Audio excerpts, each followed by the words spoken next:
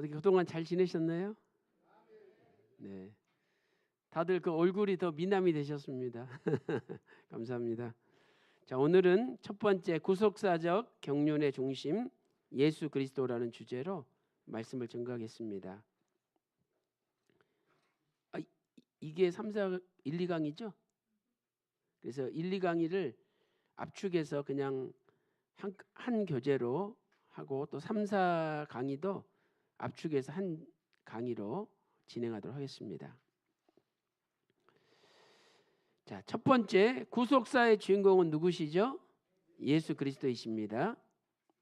그래서 예수님께서 구속사의 주인공이 되십니다.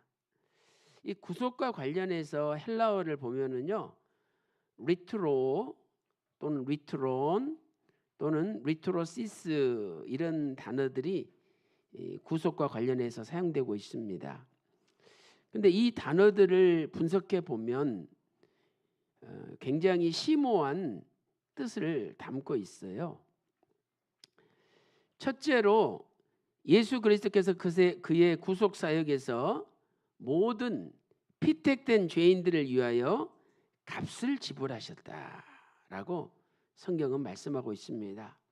그래서 이 구속에서 중요한 것은 값을 지불했다는 거예요. 그러니까 그 당시에는 노예 제도가 있어서 노예들이 이제 어떤 주인 밑에 속해 있는 거죠. 그런데 그 노예를 해방시키려면 주인에게 값을 지불해야 돼요. 값을 지불하지 않으면 절대 노예를 해방시켜 주지 않는 거죠. 그래서 우리가 죄와 사망 가운데 사단 마귀의 종노릇하고 있었는데 종노릇했다. 사단 마귀의 노예로 우리가 살았다는 거죠. 근데 거기서 해방되려면 값을 치러야 돼. 그래서 예수님께서 우리를 대신해서 핏값을 치르시고 우리를 사단 마귀 손에서 해방시키셨다는 거예요. 자, 이렇게 성도가 구원을 받은 것은 먼저 하나님의 선택이 있었기 때문이죠. 자, 노예들이 많아. 그런데 저놈을 돈을 주고 내가 사야 되겠다. 저놈을 해방시켜야 되겠다. 지정하잖아요. 이게 선택이라는 게 선택. 그러니까 우리는 먼저 내가 구원받기 전에 하나님의 선택이 먼저 있었던 거예요. 로마서 8장 29절 말씀 보세요. 하나님이 미리 아신 자들로 또한 그 아들의 형상을 본받게 하기 위하여 미리 정하셨으니 저 사람이다, 저놈이다 이렇게 미리 정했다는 거예요. 선택했다는 거죠. 그래서 에베소서 1장 4절에는 이렇게 말씀하고 있습니다. 곧 창세전에 그리스도 안에서 우리를 택하사 우리를 선택했다는 거예요. 그래서 우리로 사랑 안에서 그 앞에 거룩하고 흠이 없게 하시려고 선택하신 거죠. 베드로전서 1장 2절에도 우리를 가리켜 택하심을 입은 자들이다. 우리는 하나님의 선택하심을 입은 자들이에요. 여러분, 모든 사람이 천국 가는 게 아닙니다. 어떤 사람들은 천국 가고 어떤 사람들은 지옥 가는 거예요. 그런데 내가 천국을 가기로 하나님께 선택을 받았다는 거, 이 얼마나 큰 영광이고 큰 행복입니까? 별로 행복하지 않은데요. 이런 사람 있으시면은요, 지옥을 한번 체험해 봐야 돼. 그래서 집에 가셔서 가스레인지 불 켜놓고 거기에 한번 이렇게 엉덩이 내리고 앉아 보세요. 어떤가? 단 몇 초도 그 불 위에 있지를 못해요. 너무 뜨거워서. 그런데 지옥은 영원히 꺼지지 않는 불 가운데 영원히 고통당하는 거예요. 그 불고기를 구워보세요. 그러면 고기가 노릿노릿하게 적당히 구워졌을 때 먹을 때 맛있잖아요. 근데 이게 너무 구웠어. 그러면 타잖아요. 근데 계속 구워보세요. 숯덩어리가 돼요. 근데 계속 더 구워보세요. 나중에 없어져 버려요. 완전히 타서 없어져 버린다니까요. 그러니까 지옥 가서 완전히 차라리 내 존재가 없어지면 고통을 못 느끼니까 좋겠죠. 근데 하나님은 지옥에서도 영원히 안 죽게 하는 거야. 그러니까 실은 영생한다 그랬을 때 천국에서도 영생하는 거고 지옥에서도 영생하는 거예요. 근데 영원히 고통을 계속 받는 거야.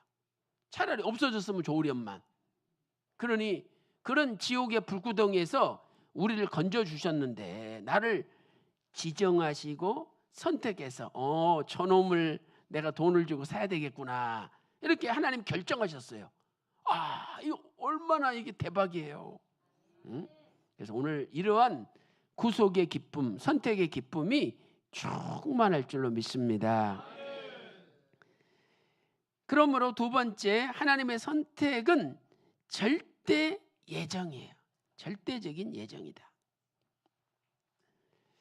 자, 에베소서 1장 5절에 그 기쁘신 뜻대로 우리를 예정하사, 또 에베소 1장 11절에도 우리가 예정을 입어 그 안에서 기업이 되었으니. 그래서 하나님께서, 잘 보세요, 하나님께서 만세전에 계획하신 뜻이 있어요. 하나님께서 앞으로 내가 세상을 어떻게 섭리하고 어떻게 다스리겠다, 하나님께서 만세전에 계획하신 뜻이 있어. 이것을 작정이라고 부르는 거야. 하나님의 작정. 그런데 이 작정 가운데 특별히 인간 구속에 대한 작정을 예정이라고 부르는 거예요. 그러니까 작정이 더 큰 개념이에요. 하나님은 인간뿐만 아니라 이 온 우주를 어떻게 하겠다 미리 계획하신 뜻이 있어. 그것을 하나님의 작정이라고 불러요, 신학적으로. 근데 그 작정 가운데 인간 구원, 인간 구속에 대한 부분을 예정이라고 하는 거예요.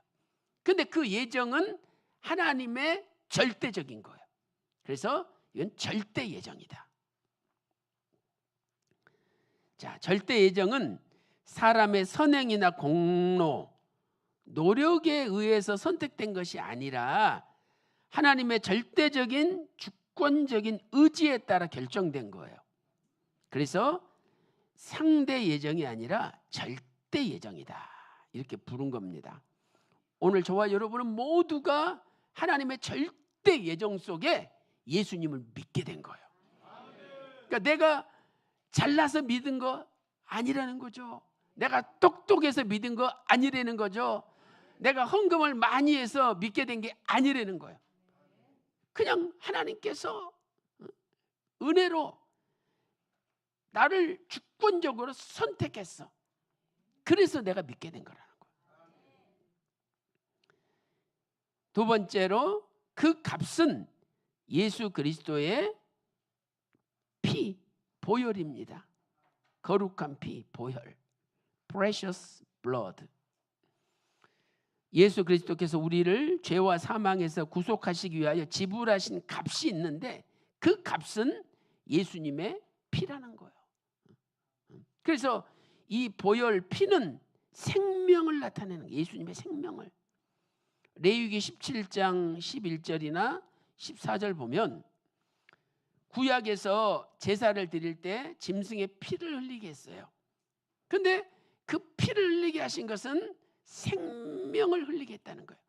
피 속에 생명이 있기 때문에 그 생명이 죄를 사하느니라. 레위기 17장 11절과 14절에 기록되어 있죠. 그래서 예수님께서도 십자가에서 피를 흘리셨는데 이것은 자신의 생명을 내놓으신 거예요. 여러분, 나를 위해서 내 대신 죽어주는 사람이 누가 있습니까? 내가 죽어야 되는데 와이프가, 집사람이 여보 내가 대신 죽을게, 그런 와이프 있습니까? 없어요. 또 아내가 죽어야 돼? 여보, 내가 대신 죽을게. 이런 남편 있나요? 없어요, 없어. 그리고 설사 그런다고 입으로 고백해도 그렇게 할 수가 없어. 어떻게 그렇게 할 수가 없는 거예요. 그래서 예수님이 우리 대신 십자가에서 피를 흘리신 게 얼마나 큰 행복인지 알 수 없는 거죠. 사도행전 20장 28절에 자기의 피로 사신 교회다. 하나님께서 자신의 피를 흘리셔서 교회를 사셨다는 거예요. 또 베드로전서 1장 18절 19절 말씀 보세요. 너희가 알거니와 너희 조상의 유전한 망령된 행실에서 구속된 것은, 우리가 구속받았죠. 근데 이게 은이나 금같이 없어질 것으로 된 것이 아니라는 거예요. 오직 점없고 흠없고 점없는 어린 양의 그리스도의 보배로운 피로 된 거라는 거예요. 그래서 십자가 피만이 우리를 죄와 사망에서 건질 수 있는 유일한 대가, 유일한 값이다 하는 것을 성경은 말씀하고 있습니다. 그러므로 세 번째, 구속함을 받은 사람들은 예수 그리스도의 소유가 되었어요. 예수 그리스도의 소유가. 그러니까 어떤 노예가 A라는 사람의 노예 소유로 있었어요. 그런데 B라는 사람이 대신 돈을 주고 그 노예를 사왔어. 그러면 이 노예는 이제 산 사람의, 핏값을 치르시고 산 사람의 소유가 되는 거예요. 그래서 오늘 저와 여러분은 다 하나님 것인데 나의 모든 것이 하나님의 것이 되는 거예요. 예를 들어서 노예를 사왔는데 노예가 이 옷은 제 건데요. 이렇게 주장할 수 없는 거예요. 노예를 사왔을 때는 노예가 입고 있는 옷도 주인의 것이 되는 거예요. 그래서 우리는 나의 모든 것이 하나님의 것이라는 고백이 있어야 돼요. 권사님, 그 아드님 똑똑하신데 그 신학 공부 시켜서 주의 종 삼읍시다. 그러면은 막 권사님들 화를 내요. 목사님, 그런 소리 하지 마세요.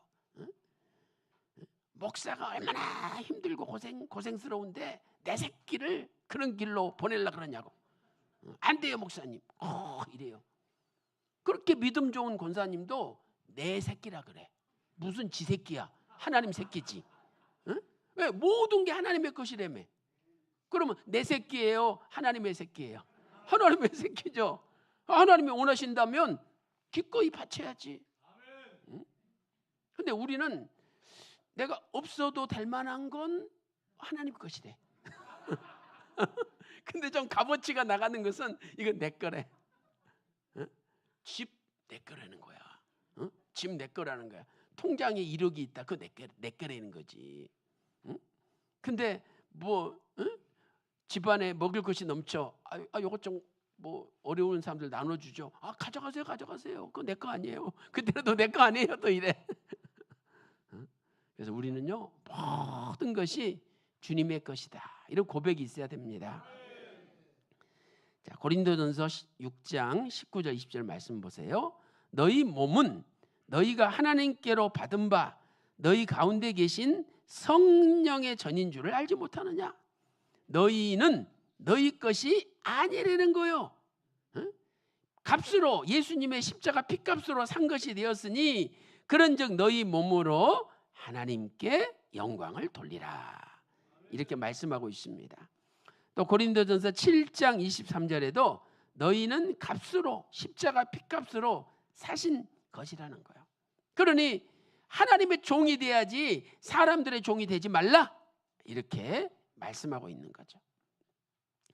또 베드로전서 2장 9절 말씀 보세요. 오직 너희는 택하신 족속이요 왕 같은 제사장들이요 거룩한 나라요. 네 번째, 그의 소유된 백성이니. 우리는 하나님의 소유라는 거예요.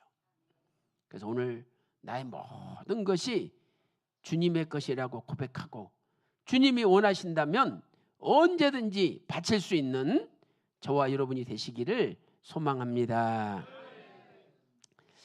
자, 휘선 박아브람 목사님께서는 잊어버렸던 만남 구속사실 제2권 27, 28페이지에서 이렇게 정리하고 계십니다. 그러므로 구속사적 경륜의 주제는 타락한 인간의 구원이죠. 그리고 그 역사의 중심에는 예수 그리스도가 계십니다. 예수 그리스도께서는 택하신 백성을 구원하신 유일하고 참된 구주이십니다. 그러니까 이 세상에 예수님 외에 다른 구주는 없다는 거예요. 이 땅에서 펼쳐지는 모든 역사는 예수 그리스도를 중심으로 진행이 되고 예수 그리스도를 통하여 성취가 되고 예수 그리스도께서 다시 오심으로 완성이 될 것입니다. 그러므로 구속사의 중심은 예수 그리스도죠. 그런데 성경에서는 이 예수님을 하나님의 비밀이라고 말씀하고 있어요. 자, 여러분, 세상에서도 비밀을 알았다. 예를 들어서 반도체의 비밀을 알았다. 그럼 그 사람은 엄청난 부자가 돼요. 그런데 하나님의 비밀이 예수 그리스도예요. 그래서 하나님의 비밀인 예수 그리스도를 내가 간직하고 깨닫기만 하면은 그분은 진짜 영육간의 큰 부자가 되는 거예요. 골로새서 2장 2절에 하나님의 비밀인 그리스도를 깨닫게 하려 함이라. 골로새서 2장 2절에 말씀하고 있죠.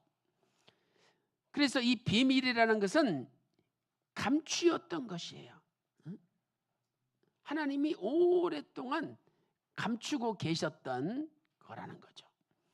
자, 골로새서 1장 26절 말씀 보세요. 이 비밀은 만세와 만대로부터 오므로 감추었던 것인데 이제는 그의 성도들에게 나타났다는 거예요. 비밀이 이제 알려졌다는 거예요.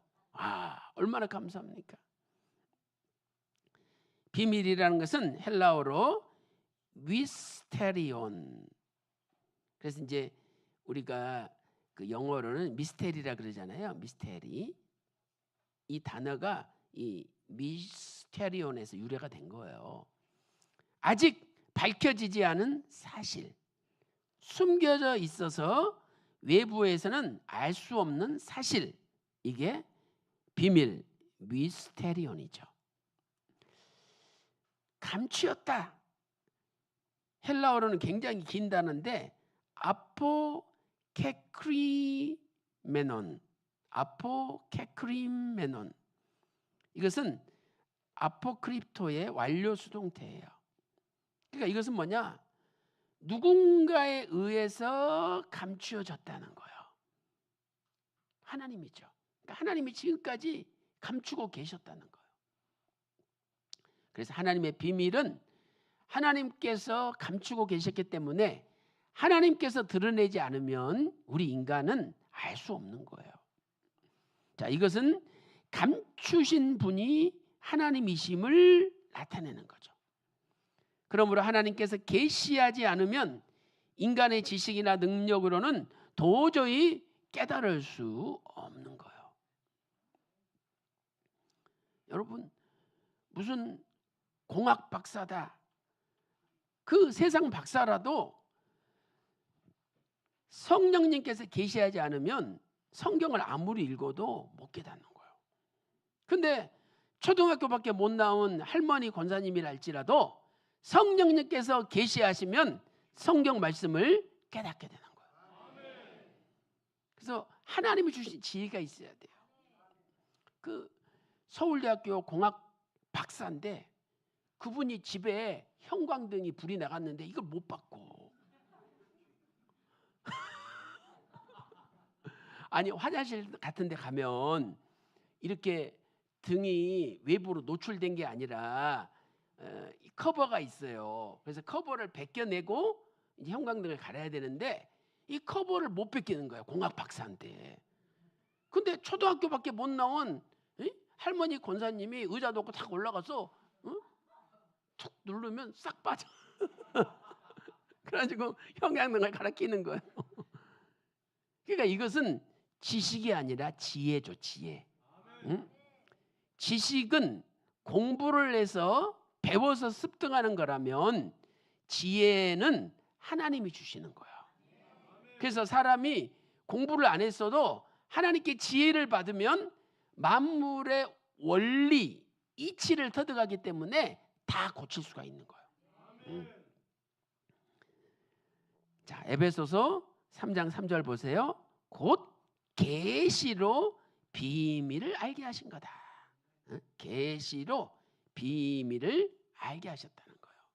그래서 요한 계시록도 리빌레이션이라 그러잖아요. 요한 계시록. 자, 에베소서 1장 17절 19절 말씀 보세요. 우리 주 예수 그리스도의 하나님 영광의 아버지께서 지혜와 계시의 정신을 너희에게 주사. 이건 영이죠. 그래서 지혜와 계시의 영을 주셔. 그러면 마음 눈이 밝아져. 마음 눈이 밝아진다. 그리고 마음 눈이 밝아지면 이제 첫째로 부르심의 소망이 무엇이고, 두 번째는 그 기업의 영광의 풍성이 무엇이고, 세 번째는 그 힘의 능력의 지극히 크심이 어떠한 것을 알게 해주시는 거예요. 지혜와 계시의 영을 주시면 마음의 눈이 밝아져서 하나님의 섭리를 다 알게 하시는 거예요. 그래서 오늘 또 여러분들에게 지혜와 지식의 계시의 영이 충만해서 여러분의 마음 눈이 밝아져 가지고 하나님의 섭리, 하나님의 행하신 모든 것을 깨닫게 되는 역사가 있기를 소망합니다. 두 번째로 이 비밀이 감추어졌는데 그 감추어진 기간은 만세와 만대로부터라는 거예요. 자, 골로새서 1장 26절에 있죠. 이 비밀은 만세와 만대로부터 오므로 감추었던 것인데 아포톤 아이논 카이 아포톤 게노온, 만세와 만대로부터 감추한 건데, 그래서 이 아포톤 아이논 아이오논 이것은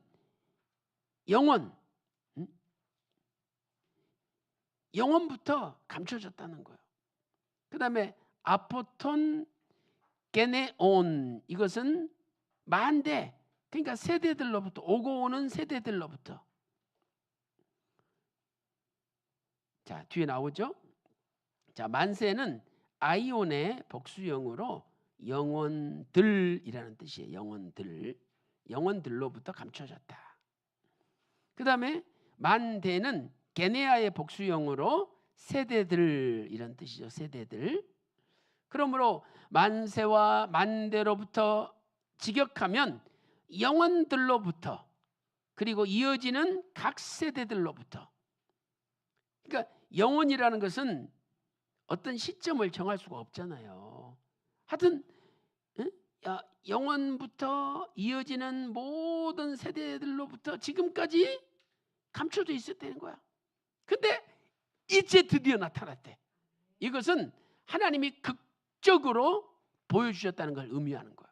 그러니까 예수 그리스도께서 하나님의 비밀인데 그 예수님이 이 땅에 성육신하신 것은 아주 극적인 사건이라는 거야. 지금까지는 영원부터 이어지는 각 세대들로부터 감추어졌던 것인데 이제 때가 돼서 하나님께서 짠! 탁! 나타내셨다는 거죠. 그러니까 예수님이 오신 사건은 세상에서 가장 극적인 사건이라는 거예요. 극적인 사건. 그렇지 않습니까? 하나님은 영이신데 보이지 않는 하나님이 사람의 몸을 입고 말씀이 육신이 되어 이 지구상에 탁 나타나셨으니 이보다 더 극적인 드라마가 어디 있느냐 이 말이죠. 에베소서 3장 9절에도 영원부터 아포톤 아이오논, 또 고린도전서 2장 7절에 만세 전에 아포톤 아이오논, 그래서 영혼들로부터, 그걸 만세 전에 이렇게 해석을 한 거예요. 이제 그 비밀은 성도들에게 나타났죠. 그래서 골로새서 1장 26절에 이 비밀은 이제는 그의 성도들에게 나타났다. 자, 이제는 헬라어로 �윈데. 자, 따라해 보세요. �윈데. 이것은 그러나 이제는 이런 뜻이에요. 그래서 이것은 하나님의 비밀이 예수 그리스도께서 극적으로 나타나게 되었음을 의미하는 거예요. 야, 극적으로 드라마틱하게 쫙 나타났다는 거예요. 나타났고 헬라어 아파네로데, 파네로의 수동태죠. 그래서 예수님께서 이 땅에 나타나신 것도 사람의 힘에 의해서 된 것이 아니라 하나님에 의해서, 하나님께서 by God, 하나님에 의해서 이루어진 일이 되는 거예요. 그래서 오늘 우리는요, 모든 것을 하나님께서 하신 거다라는 고백이 있어야 돼요. 우리 교회 장로님 한 분이 계시는데 그 장로님이 좀 살다 보면 자기도 모르게 이렇게 말을 하다 보면 그렇게 되잖아요. 아, 여보, 내가 오늘 교회 가서 교회 마당 쓸었어. 여보, 오늘 내가 교회 가서 화장실 청소했어. 이렇게 얘기하잖아요. 근데 그렇게 말하면 권사님이 난리가 나. 당신 지금 뭐라 그랬어? 뭐 내가? 당신이 화장실 청소했어? 당신이 교회 앞마당 쓸었어? 하나님의 은혜지. 뻥 뭐라 그래요.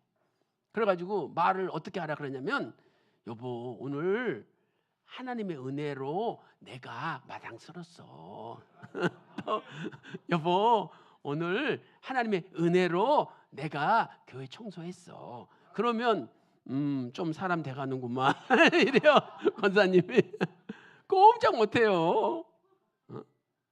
그래서 앞에 하나님의 은혜를 빼고 내가 있다가는 난리가 나는 거야. 난리가 나. 근데 그렇게 살다 보니까 장로님도 자기도 모르게 모든 게 아버지 은혜구나, 주님의 은혜구나. 이게 이제는 마음 그 뼈저리게 쫙 스며들면서 느낀다는 거예요. 그래서 여보, 다 아버지 은혜지. 내가 오늘 월급 탔어. 이러는 거예요. 앞에다가 항상 하나님의 은혜지. 이거 내가 오늘 월급 가져왔어. 이렇게 되는 거예요. 그래서 사도 바울은 고린도전서 15장 10절에서 나의 나된 것은 오직 하나님의 은혜라 이렇게 고백했잖아요. 그래서 오늘 또 이 고백이 여러분의 삶 가운데 넘쳐나시기를 소망합니다. 자, 그런데 이 비밀은 이방인 가운데도 풍성히 알려져야 된다는 거예요.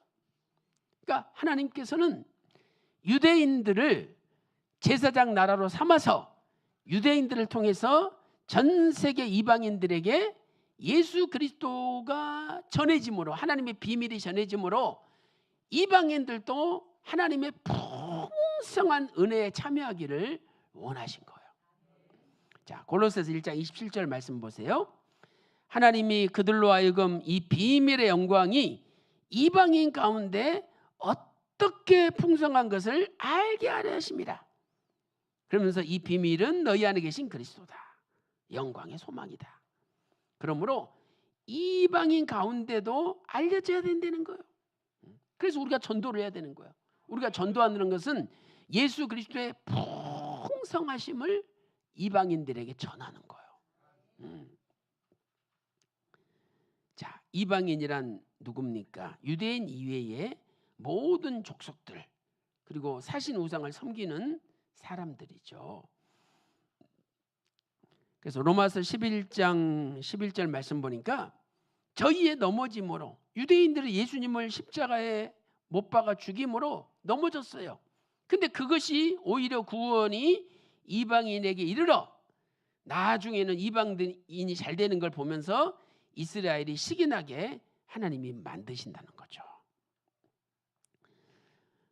로마서 15장 9절에는 그 이방인과 열방이 서로 대꾸를 이루고 있죠.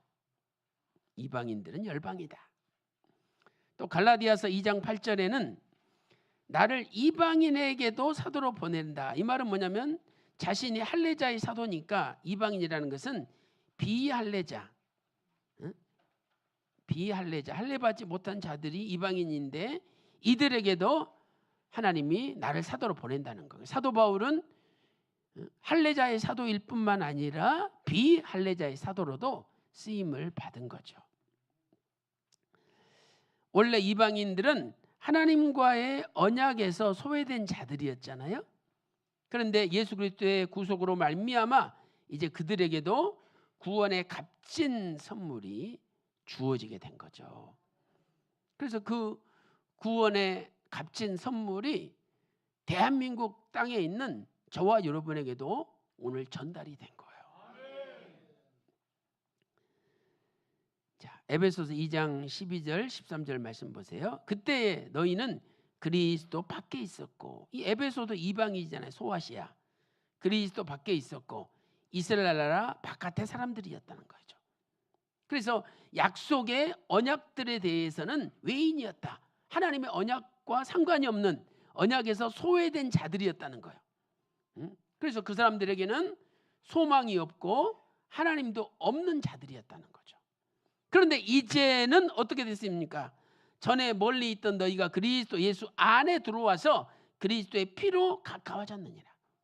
그러니까 언약에서 소외된 자들이었는데 예수님의 십자가 피가 언약 속에 집어넣었다는 거예요.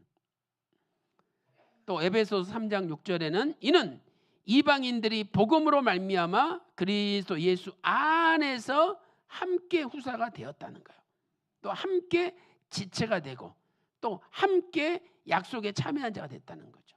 자, 예수님 안에 들어감으로 세 가지의 축복이 주어진 거죠. 첫째는 함께 후사가 되었고, 두 번째는 함께 지체가 되었고, 세 번째는 함께 약속에 참여한 자가 되었다는 거예요. 그래서 우리가 하나님 나라를 상속받을 후사가 되었고, 그리고 우리도 쉽게 말해서 대재벌이 있다. 그러면 그 대재벌의 상속자가 됐어 우리가. 그리고 그 대재벌의 아들들과 같은 지체가 됐어요. 그래서 이제 영원한 하나님 나라의 영생 복락을 누릴 그 약속에 참여한 자가 된 거죠. 그러므로 이제 유대인이나 이방인이나 혈통을 초월해서 누구든지 예수님을 믿으면 첫째로 구원을 받게 되죠. 구원을 받게 된다. 자, 로마서 1장 16절 말씀 보세요. 내가 복음을 부끄러워하지 아니하노니 이 복음은 모든 믿는 자에게 구원을 주시는 하나님의 능력이 됨이라. 첫째는 유대인이에요. 둘 또한 헬라인에게로다. 그러니까 혈통을 초월해서 구원을 받게 된다는 거예요. 또 사도행전 16장 31절에 주 예수를 믿으라. 그리하면 너와 내 집이 구원을 받으리라.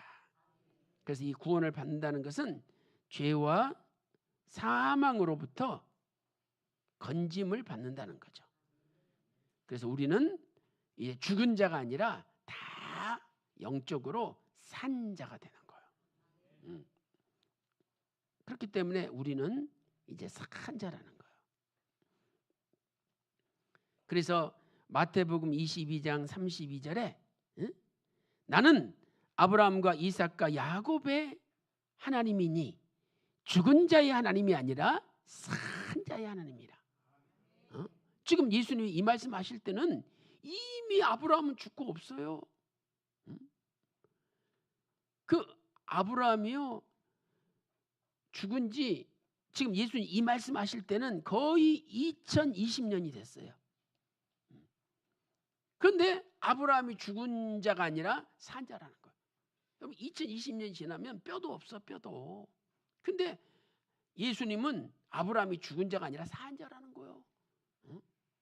이렇게 예수님 안에 들어있는 자는 다 산 자가 되는 거예요.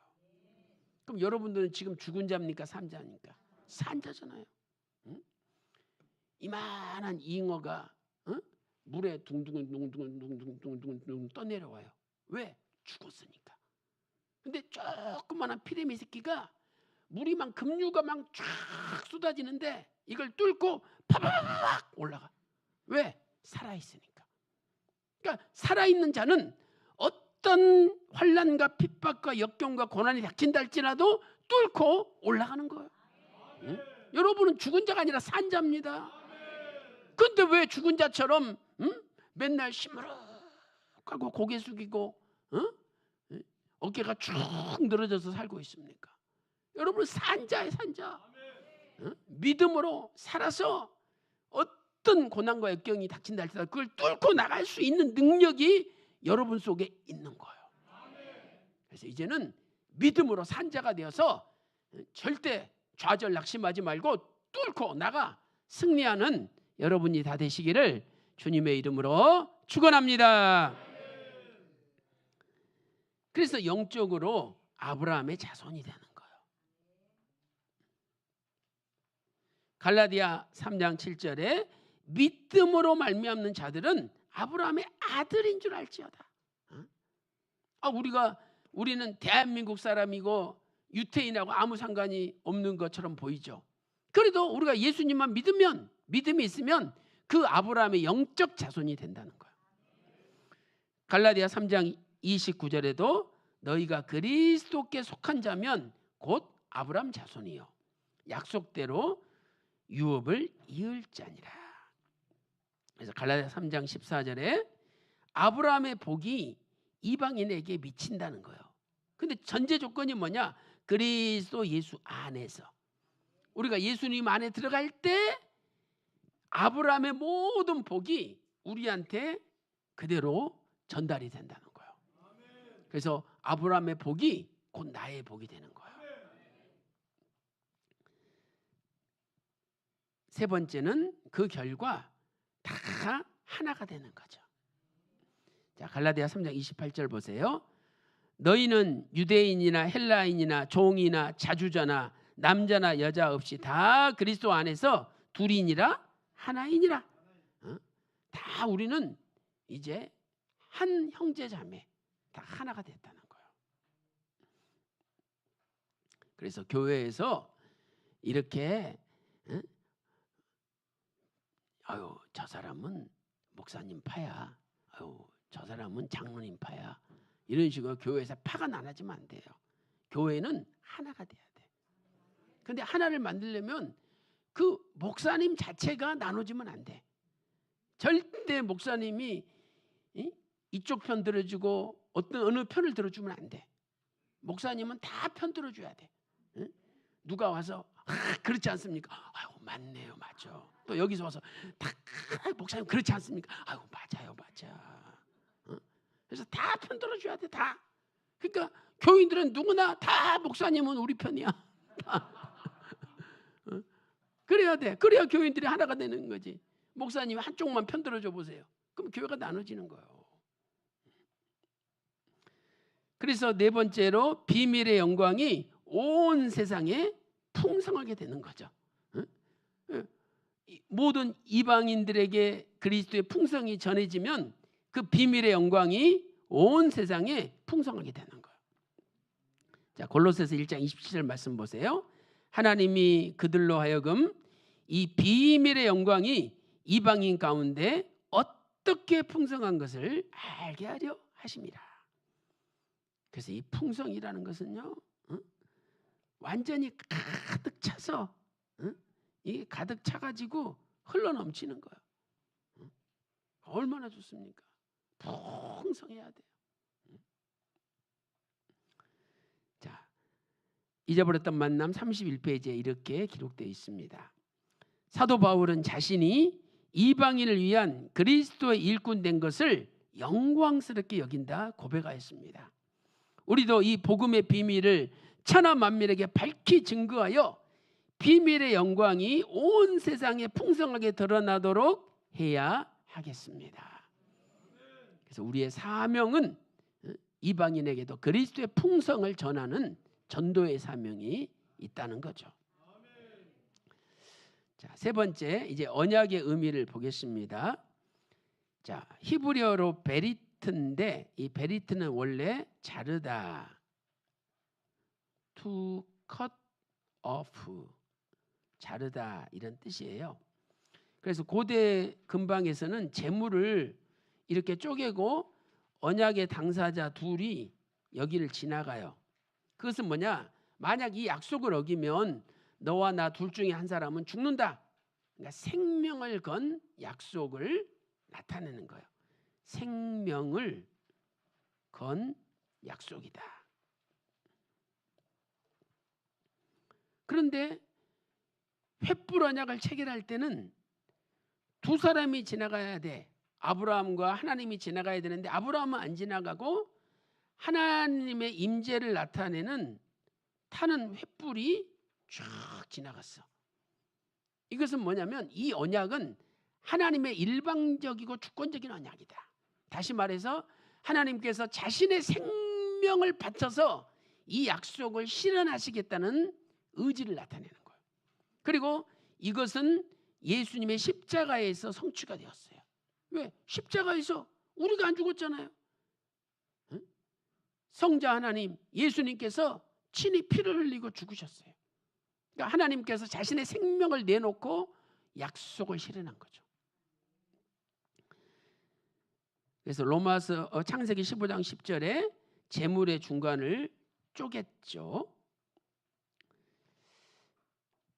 자, 예레미야 34장 18절 20절 말씀 보세요. 송아지를 둘에 쪼개고 그 두 사이로 지나서 내 앞에 언약을 세우고 그 말을 행치 아니한 내 언약을 범한 너희를 쪼갠 고기 사이로 지나간 유다 방백들, 예루살렘 방백들, 환관들, 제사장들 모든 백성을 내가 생명을 찾는 자 손에 붙이겠다. 왜? 언약을 어겼다는 거예요. 횃불 언약은 쪼갠 고기 사이로 횃불만 지나갔어요. 자, 창세기 15장 17절 다 같이 읽어보겠습니다. 시작. 해가 져서 어두울 때에 연기 나는 풀무가 보이며 타는 횃불이 쪼갠 고기 사이로 지나더라. 근데 이 타는 횃불은 하나님의 임재를 나타내는 거죠. 그러니까 하나님 한 분만 지나가셨다는 거예요. 이건 하나님께서 자신의 생명을 바쳐 이 언약을 지키시겠다는 주권적인 약속인 거죠. 그래서 횃불은 하나님의 임재를 나타낸다. 이사야 62장 1절에 예루살렘의 구원이, 하나님의 구원이 횃불같이 나타난다.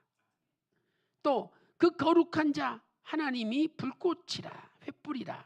이사야 10장 17절에 말씀하고 있습니다. 그러므로 횃불 언약은 하나님께서 자신의 생명을 걸고 약속하신 언약으로 어디에서 성취가 되었어요? 십자가에서 성취가 되었죠.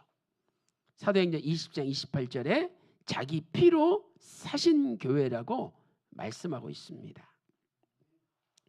그 다음에 이제 헬라어로는 언약을 디아데케라 그래요. 디아는 둘이라는 뜻이고 이 데케는 데케 이것은 티데미 두다에서 유래가 됐어요. 그래서 둘 사이에 놓다. 언약은 하나님과 그의 백성 사이에 놓여진 약속이다 하는 뜻이에요. 그런데 신기한 것은 신약 성경에서 이 디아데케라는 단어가 유언으로 번역이 되겠어요. 유언. 근데 유언은 죽는 사람이 아직 살아있는 후손들에게 일방적으로 남기는 게 언약이잖아요. 그렇죠? 그러니까 히브리어도 횃불만 지나갔듯이 일방적인 언약이었어. 근데 헬라어에서도 유언이라는 것은 죽는 자가 십자가에서 죽으시는 분이 일방적으로 남겨주는 약속이 되는 거예요. 그래서 신약 성경에서 유언으로 사용되기도 했어요. 자, 히브리서 9장 16절 유언은 유언한 자가 죽어야 되나니. 그렇죠. 유언은 유언한 자가 죽어야 효과가 있는 거 아니에요. 효력이. 근데 그 유언이라는 게 디아데케예요. 그래서 17절 유언은 그 사람이 죽은 후에야 견고한즉 이렇게 말씀하고 있죠. 자, 자, 유언은 죽는 사람이 남은 가족들에게 일방적으로 남기는 것으로 하나님의 언약이 하나님의 일방적인 주권 속에서 이루어졌음을 뜻하는 겁니다. 자, 이에 대해 휘선 박아브람 목사님께서는 잊어버렸던 만남 47페이지에서 이렇게 말씀하고 있습니다.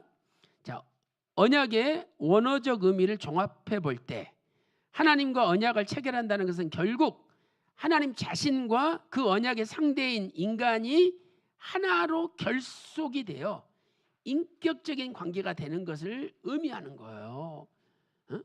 원래는 약속을 할 만한 대상 자체가 안 된다는 거지. 아니, 여러분 생각해 보세요. 청와대에 계신 대통령이 저 형무소에 있는 며칠 있으면 죽을 사형수랑 무슨 언약 약속을 체결한다. 그 말이 돼요? 체결할 자격 자체가 없는 사람이야. 근데 하나님이 언약을 체결했다는 것은 그 사람을 하나님과 약속을 체결할 만한 자로 회복시켜 주신 거죠. 인정해 준 거예요. 그러므로 하나님께서는 언약을 도구로 구속사를 진행하시는데 그것은 인간을 향한 하나님의 사랑과 구원의 의지가 얼마나 강력하신지를 잘 나타내고 있는 거죠. 그래서 언약의 이제 네 번째 구속사적 의미를 보겠습니다. 자, 언약은 첫째로 하나님의 구속사를 진행시키는 가장 큰 원동력이죠. 자, 우리가 섭리란 말을 많이 쓰잖아요. 영어로 providence. 이 섭리는 하나님의 경륜을 역사 속에서 구체적으로 나타내는 하나님의 여러 가지 활동들이에요.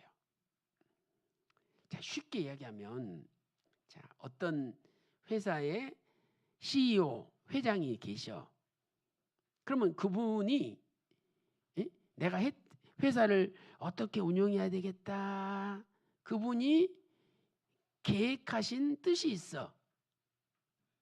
자, 이걸 뭐라 그랬어요? 아까 배웠죠? 아까 배웠는데? 작정. 이걸 작정이라 그래요. 하나님 계획하신 뜻이 작정이야. 그러면 이 작정에 의거해서 이제 회사를 전체적으로 경영을 해. 회사를 경영을 하는 거예요. 경영을.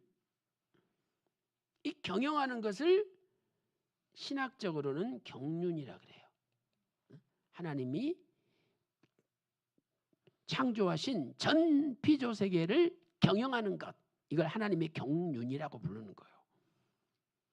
그런데 경영을 하면 자, 처음에 무슨 자재를 구입해야 되잖아. 자재가 있고 또 뭐 구매부가 있고 이걸 생산하는 부서가 있고 또 이것을 홍보하는 부서가 있고 또 판매하는 부서가 있고 그다음에 이것을 수리하는 또 부서가 있고 또 돈이 들어오면 회계하는 부서가 있고 이런 여러 가지 구체적인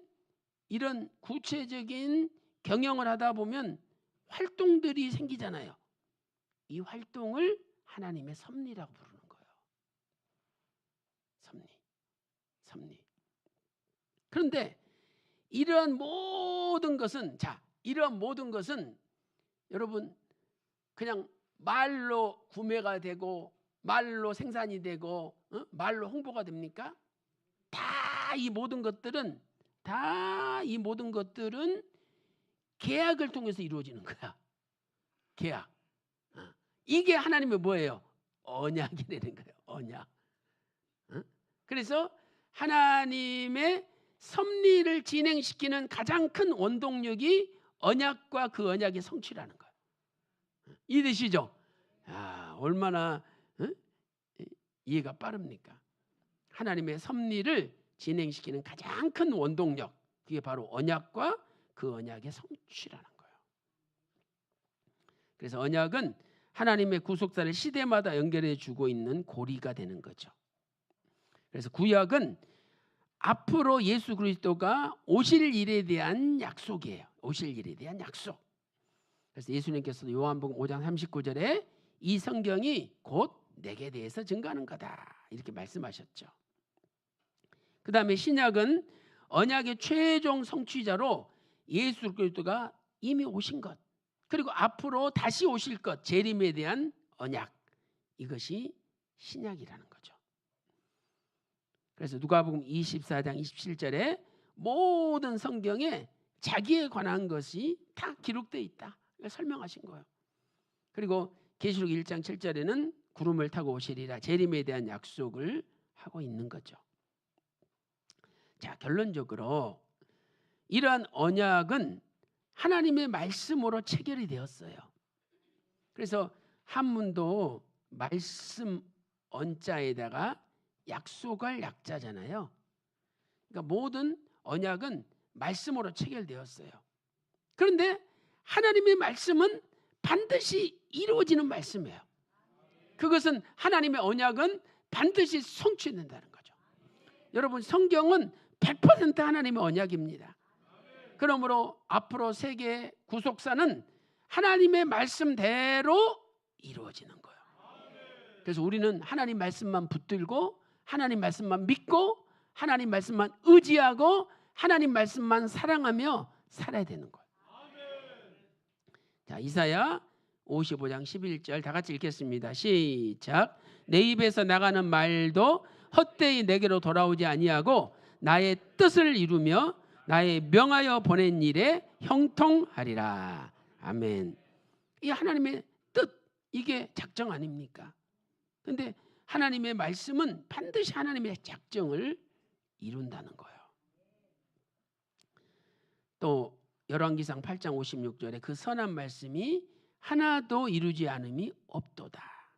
에스겔 12장 28절에도 나의 한 말이 반드시 이루어진다라고 약속하고 있습니다. 자, 이제 결론적으로 잊어버렸던 만남 49페이지 이렇게 말씀하고 있죠. 하나님의 언약은 인간의 환경이나 시간의 흐름에 따라 변동하지 않고 결코 무효하거나 공허해지지 않고 중간에 취소되거나 소멸되지 않는 확실한 겁니다. 이 세대가 다 지나가기 전에 그 계획하신 바를 역사 속에서 반드시 성취하실 것입니다. 그 말씀은 정확하게 이루어지되 지체되지 않을 것입니다. 그래서 모든 하나님의 언약은 하나님 말씀대로 이루어지는 거예요. 그래서 우리는요, 이 하나님의 말씀만 붙들고 살아야 돼요. 자, 여러분, 믿을 신자 한번 보세요. 믿을 신자, 이것은 사람이 말씀 원자죠. 말씀에 딱 붙어 있는 거, 이게 믿음이라는 거예요. 그래서 로마서 10장 17절에 믿음은 들음에서 나는데 그리스도의 말씀을 들음으로 말미암았느니라. 제어물이 믿음이 뛰어난 사람도 하나님 말씀을 안 듣기 시작해, 멀리하기 시작해. 그럼 믿음이 다 떨어지고 잊어버리는 거예요.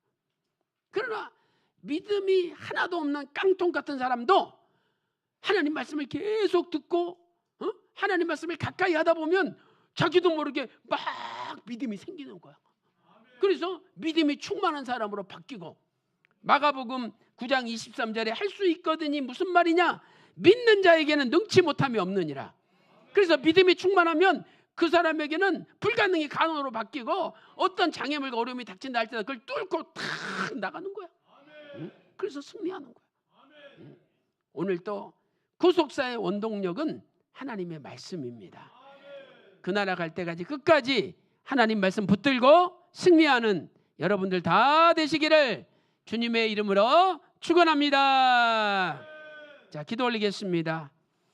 오늘도 살아계셔서 만인간의 생사복을 주관하시는 전능하신 만군의 여호와 하나님 아버지, 오늘 또 태백 구속사 아카데미를 개강케 하여 주시고 저희들이 위로부터 주시는 은혜의 말씀을 통하여 너무나 큰 은혜와 깨달음을 받을 수 있도록 인도하여 주시니 감사드립니다. 아버지 하나님, 우리의 남은 생애가 오직 주님의 말씀만 붙들고 말씀만 믿고 말씀만 의지하며 전진할 때에 날마다 믿음이 충만하여 승리하는 삶을 살게 하여 주시옵소서. 구속사 중심, 구속 경륜의 중심인 예수 그리스도만을 믿고 붙들고 의지하며 믿음으로 승리할 수 있도록 인도하여 주시옵소서. 이 시간에 예수 그리스도 이름으로 명하노니 오직 예수, 오직 말씀을 붙드는 가정과 교회마다 날마다 부흥이 있을지어다. 기도한 대로 다 이루어 주심을 믿고 존귀하신 예수님의 이름으로 간절히 기도 올리옵나이다. 아멘. 감사합니다.